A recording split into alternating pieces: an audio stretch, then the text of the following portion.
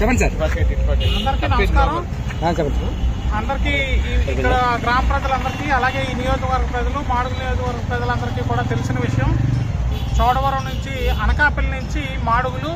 అలాగే సబ్బవరం నుండి నర్సీపట్నం వరకు ఉన్నటువంటి ఆర్ఎన్బి రోడ్డు దుస్థితి మీద ఆర్ఎన్బి రోడ్డు పూర్తిగా పాడయ్యి ప్రజా అవసరాలకి ప్రజా ప్రయోజనాలకి ఏ రకంగా ఉపయోగపడలేని పరిస్థితి మీద ఆవేదన చెంది చోడవరం బార్ అసోసియేషన్ మెంబర్లైనటువంటి భూపతిరాజు గారు, ఏ భరత్ భూషణ్ గారు వీరిద్దరిని పిటిషనర్లుగా చూపిస్తూ Chodavaram mandal legal service authority వారి ముందు చోడవరం కోర్టులో 9th ఎడిషనల్ జిల్లా జడ్జి గారు చైర్మన్గా ఉన్నటువంటి మండల్ లీగల్ సర్వీస్ అథారిటీ ముందు పిఎల్సి ఒక ప్రీ లిటిగేషన్ కేసుని 4/2025 నెంబర్ కేసుగా దాఖలు చేసిన విషయం మీ అందరికీ తెలిసిన విషయం. అయితే ఈ కేసులో ఈ అథారిటీ ముందు కోర్టు వారు మొట్టమొదట అనకాపల్లి జిల్లా కలెక్టర్ గారికి అలాగే చోడవరం తహసీల్దార్ గారు, ఎండిఓ గారు, అలాగే ఆర్ఎన్బి అఫీషియల్ జేఈ గారికి, ఎస్సీ గారికి అందరికీ నోటీసులు ఇవ్వడం జరిగింది. అది జూలై 2025 నుంచి కూడా ప్రతి వాయిదాకి ఈ అధికారులను సమన్ చేయడం,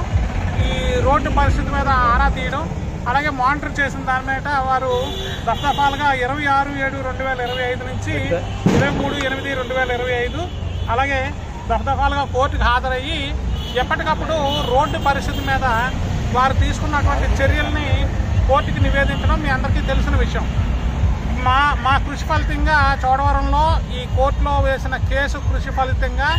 ఆర్ఎన్బి డిపార్ట్మెంట్ వారు ప్రస్తుతం ఈరోజు కోర్టుకి క్రిందటి వాయిదా కోర్టుకు హాజరయ్యి ఇది మా స్థాయిలో లేదు, జిల్లా కలెక్టర్ గారు, ఆర్ఎన్బి జేఈ గారు, ఎస్సీ గారి స్థాయిలో లేదు, ఇది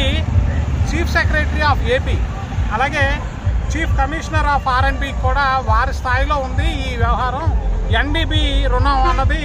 148 కోట్లకు పరిమితమైన సందర్భంలో, నిధులు మంజూరు అవ్వలేని సందర్భంలో, రాష్ట్ర స్థాయి అధికారులు ఈ విషయం మీద మానిటర్ చేస్తున్న సందర్భంలో ఈ జిల్లా స్థాయిలో ఉన్న అధికారులు మా చేతిలో లేదు అని వారు క్రిందటి వాయిదాకి కోర్టుకు చెప్పిన మీద మేము పిటిషనర్ల తరఫున నేను కాంట్రేగుల డేవిడ్ అన్న నేను అడ్వకేట్గా చోడవరంలో ప్రాక్టీస్ చేస్తాను, నేను అలాగే భూపతిరాజు గారు, భరత్ భూషణ్ గారు కోర్టుగా చెప్పిన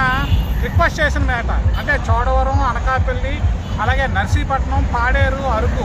మాడుగుల నియోజకవర్గాలకు సంబంధించిన ఈ ప్రజలందరికీ కూడా సుమారు 15-20 లక్షల మంది ప్రజలు తమ దైనందిన జీవితాలకి ఈ రోడ్డు మీద ప్రయాణం చేసే సందర్భాల్లో, విద్యార్థులు కాలేజీలకి స్కూల్కి వెళ్ళే సందర్భాలు, రోగులు హాస్పిటల్కి వెళ్ళవలసిన సందర్భాలు, ఉద్యోగులు ఉద్యోగాలకు వెళ్ళే సందర్భాలు, అందరూ కూడా ఈ రోడ్డు మీద ఆధారపడి ఈ రోడ్డుకున్న